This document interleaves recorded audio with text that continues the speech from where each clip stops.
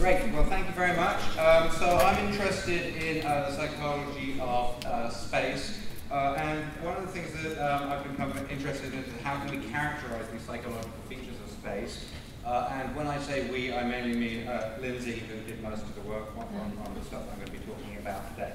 So one of the topics I've been very interested in is how people really craft their spaces to reflect their personalities. And so these are dorm rooms. And what I find interesting about dorm rooms, right, is that they start out exactly the same. On the first day of the semester, these rooms look identical. You would have thought it was the same photo twice, right? But just a few months into the semester, they look different. They look different because of the things that the occupant did in those spaces.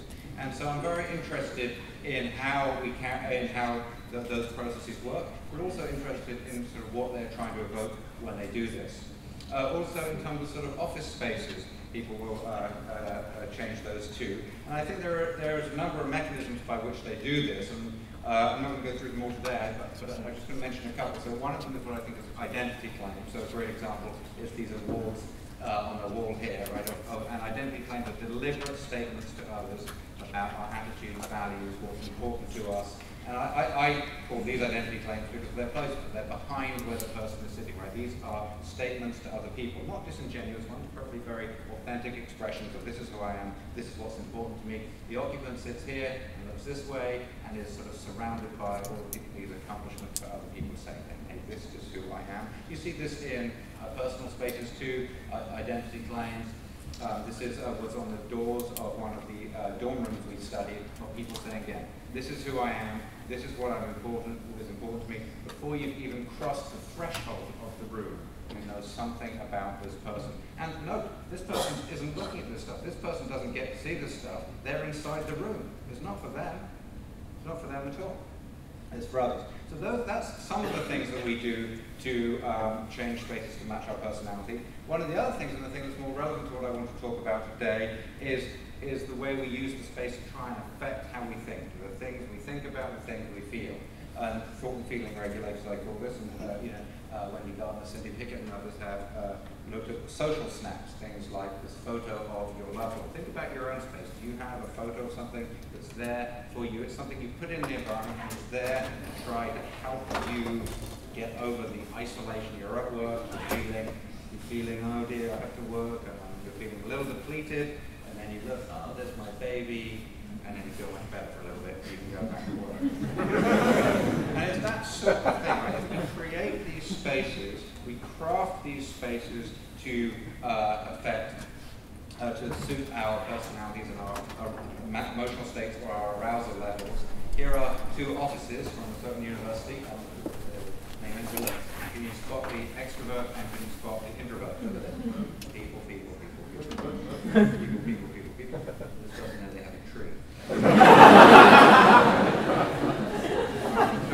which one of these are saying upregulate and which one of these are saying downregulate? So we do this in all kinds of contexts. One of the contexts that Jason Renfro has looked a lot at is in sort of music preferences, and in terms of people have characteristic music preferences. But in addition to that, we listen to different types of things at different times. When you want to go to the gym, you listen to one sort of music. When you want to concentrate or relax, perhaps you listen to a different sort. Now, I got particularly interested, so these are the sorts of things I'm talking about, is how when people are adjusting the spaces they're given. And I became particularly interested in how you characterize these spaces when I met this architect who Lindsay Graham mentioned in her talk earlier this afternoon, Christopher Travis. Christopher Travis is doing some really interesting stuff. He's doing architecture like nobody else that I know. When he builds a house for people, he doesn't say how many bedrooms do you want. He doesn't say what kind of surfaces do you like. He doesn't say tell me about some buildings that you really like. He says, well, what is the function of home? Why do we have home? What is the purpose of a home? Right? And the purpose of a home, he thinks, is to serve certain psychological functions. So he doesn't even mention building initially. He just says, tell me about the times in your life when you felt protected. Tell me about the times in your life when you felt loved, when you felt provided for. Those sorts of things. And then what he does is he uses these he uses the buildings to try and evoke those sensations. And you can see how important psychology is if you look at his building plans. So here are some of these building plans that would be on the building side. And so this is this is the master sleeping area. It says tranquility heaven. This area is called Sarah's respite. It says rejuvenation of spirit, master bathroom, private and personal. Okay, so right there, right on the building side, the emotions are there. Here's somebody else's. This is a different set of plans. The master bedroom here, it says privacy, passion, and reflection. So Lindsay and I were really interested in saying, well, he's doing this informally. Can we formalize this? What are the sorts of ambiances or vibes or senses that people want to evoke in their spaces? So what we did was we created a questionnaire largely based on the questionnaire that Chris Travis, the architect, uses to ask his clients, like, what are the emotions that you guys try to evoke? And we found that there's some emotions are evoked much more often than others. So for example, welcoming. Virtually everybody wants some space in their house. So this is an ideal house. What we did, I forgot to say, what we did, we said, tell us about the emotions from this list that you want to evoke in your house. Virtually everybody at some point, some place, wants to evoke somewhere that is welcoming. Many people want a place that evokes a sense of organization, a sense of relaxation, and so on. Now, if you factor analyze these and look for groupings of these, you find that some of these things tend to go together.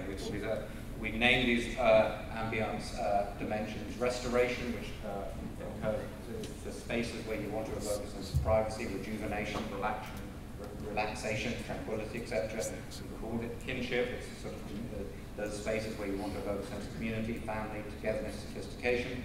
This one we call storage. It may look like it, well, we didn't really know what to call it, frankly. It's things that are what you want a sense of abundance, organization, and safety, a lack of coziness, friendship, and inviting. One of the reasons that we named it storage, was because we looked at the spaces that were very highness. And it's places like the closet, the pantry, and those sorts of places where we scored top on this group. Things like the master bathroom was very low. Stimulation, intimacy, productivity, you're getting a sense of these things. Now, of course, one of the things that's implied by this is that you have that the emotions are distributed unevenly around the place. So, for example, this is the top 5 ambiances found in the bedroom. So people want to evoke a sense of romance, comfort, relaxation, love, and quiet, right? And those all make sense, sorts of things you'd want. And again, it's not that people wanted these all over the house, right? So in our study, lots and lots of people wanted a romantic bedroom. Nobody, not one person in our study wanted a romantic garage, right? I mean, that makes sense. But again, it sort of makes sense. Of course they didn't. But that tells you something about the function, both the practical and psychological function of these different spaces. Now, one of the interesting things you can do is you can look at the map. So this is a map of the sense of family. So you'll notice that when people want to evoke a sense of family, they do so in like the living room, the dining room, the kitchen, and the game room. And so those are the rooms where you see this. Whereas if you take a different ambiance, something like relaxation, it has a different blueprint. So if you look at also the living room, but also the master bathroom, guest room, and so on. Now what I think is going on here is I don't think people, when they are going in the kitchen and they think, oh, I'd really like to evoke a sense of family now, I'm going to go and sit in the dining room. I think what they're doing, they're just kind of maybe unconsciously kind of feeling maybe a bit lonely or a bit unconnected and just drift from one space to the other. I don't believe people know they're doing this at all, but I think people use space all the time to regulate their emotions. In fact, I think it's probably the most prevalent form of emotion regulation that there is in terms of how we use space, where we situate ourselves in space. Because we're in a space all the time, and we absolutely do not distribute ourselves randomly in those spaces. So for example, you didn't distribute yourselves randomly here either, did you? You came in here and you decided where to sit. And it's certainly true when I ask students, I say, people tend to sit habitually in the same sorts of places. Most of the people sit at the front tend to usually sit at the front. People sit at the back. We've done a number of studies looking at seating patterns, and we do indeed find that people orient themselves with respect to certain features of the space, things that you would you would expect. So people who are high in conscientiousness, they tend to sit up front, duh. But what about like neurotic people? Where do the neurotic people sit? Well, they tend to occupy the edges of the rows, right? They tend to sit on the edges because, what is neuroticism? Neuroticism is a sensitivity to what can go wrong in the world. And they want to be able to get out of it when something does go wrong. In fact, we had the biggest effect. We had a shooter go berserk on campus, with a gun, ran around campus, etc. We had the biggest conscientiousness effect, the class after we had the shooter on campus. But what I really want to focus on here is what's interesting is in addition to orienting themselves with respect to features of the classroom, they also oriented themselves with respect to other people, in terms of groups of people. So, for example, they tend to cluster. So over the course of the semester, we find that people who are at a similar level of conscientiousness begin to sit together. People who have a similar level of openness, they tend to sit together. Similar level of religiosity, level of political orientation. I don't think they're coming in and saying, where is the other conservative people? They don't do that. They just come in and this sort of area of the class feels more welcoming. There's people kind of look a bit like I do, and then they go and sit together, and you see these things happen. As many of you may know, Jason Renfro has spearheaded some terrific work looking at how people tend to sort themselves in terms of regions, in terms of personality. Many of you may recognize that this is a heat map for one of the big five. You have 2 seconds to guess what it is. 1, 2. Is neuroticism, right? It's a heat map of neuroticism.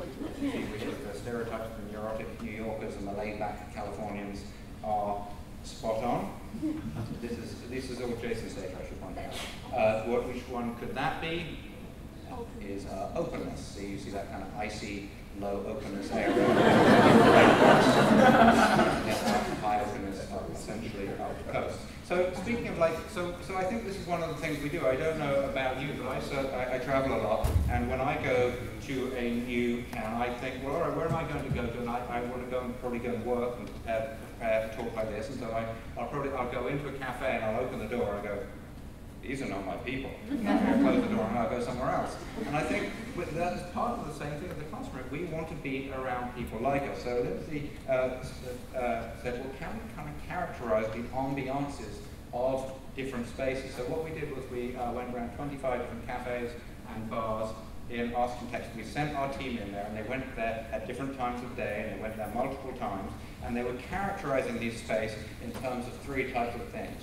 In terms of whether the ambiance is the place artsy, and this is just a subsample of the activities that you might do in that space, and the people who might tend to occupy that place. And we identified 4 types of places based on this, which we've called unique. Well, these names you'll see are not very good names. And if you have, we're trying to develop the names now. So these names are just based on the highest loading items, except for the last one, you'll see why. So what are these places? So places that are unique and artsy, they tend to be rated as unique and arty, strange, bohemian, eclectic. Think about the places you go, which would these be? And they're not. They're low on conservativeness, luxurious, formal, bland, and a meat market. The modern, stylish places, they tend to be modern, stylish, comfortable, hip, upscale. They are not old-fashioned, dingy, campy, off the beaten path, and strange. The conservative, relaxing places are conservative, relaxing. They tend to be simple, traditional, clean, not edgy, dark, creepy, luxurious, and formal. The loud, energetic, I didn't want to call it loud and douchey, so they tend to be loud, douchey, energetic, creepy, and dark, not homey, bohemian, off the beaten path, and so on. So, so do different types of people go to these different places? Yes, they sort of do. So if you look at the extrovert, you see the extroverts tend to go to the high extroversion levels in these loud, kind of douchey places, and you have a high openness in these sorts of artsy places, as you might expect. The stylish and conservative places, we have the conscientious. There's a few other things I'm going to show you, just a sample of them. Again, these are just confirming what we might know. So the artsy, people who are at the artsy places are considered be artsy as people too. This is kind of interesting, politically conservative, and I think relates to some of the great work that Matt Moto was doing that you guys should all read if you haven't read already, which is showing that people segregating themselves into people of essentially the same political orientation. We find that politically conservative people are, how's that? Actually, that's completely wrong. That's completely backwards. Maybe that's backwards. Should you have that? Well, I'm trying to figure out. Liberal people. Yeah, no, that's right. That's absolutely right. Sorry. As you'd expect. Loud and conservative people are in the conservative view in the loud and conservative places. In terms of what are the people doing now, again, now I should say that these data are not independent, right? This is not that we have an independent measure of their personalities. It was the same people who went in and rated the ambiance and the people and the activity. So they're not independent, so there's definitely going to be some leakage among those things. What do the people do there? So where do they go to dance? They go to the loud places to dance. They go to pick up people in the loud places. They go to read in the artsy places. They go to people. So you'll see they're associated with not only with a different sort of clientele, but also a different sort of set of activity. So I think what's really interesting here, and something that we need to do, is we need to characterize these places. Because as I said, I think that how we select places is tremendously psychological. It's something that's completely ignored. If we looked through all the top emotion journals, we didn't find a single, or if we did, it was used in a non-meaningful use of space. People don't use space. It's not mentioned in the emotion handbook of emotion regulation, not even in the handbook of emotion. The whole idea of people using space, which I think they're doing all the time, is completely neglected by the team, and I think shouldn't be neglected by the team. All right, I'm going to stop and finish, and if we have time for questions for everybody. All right, finish. Questions?